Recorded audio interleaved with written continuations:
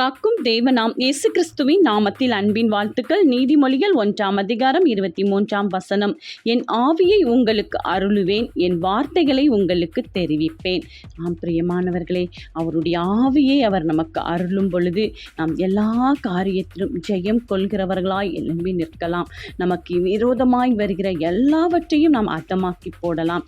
ஏனென்றால் பரிசுத்த ஆவியானவர் நமக்குள் வரும் பொழுது எல்லா காரியத்திலும் நமக்கு முன் சென்று நமக்காக யுத்தம் செய்வார். அது மட்டுமல்ல, அவருடைய வார்த்தைகளை உங்களுக்கு தெரிவிப்பேன் என்று கூறுகிறார். நமக்கென்று அவர் கொடுத்த வாக்குத்தத்தங்கள் ஒவ்வொன்றையும் நிறைவேற்ற வல்லவராய் அந்த வார்த்தைகள் நம்மோடு பேசும் என்று கூறுகிறார். எனவே அவர் நமக்கு கொடுத்த வார்த்தைகளை பிடித்து கொண்டு நாம் முன்னேறி செல்வோம்.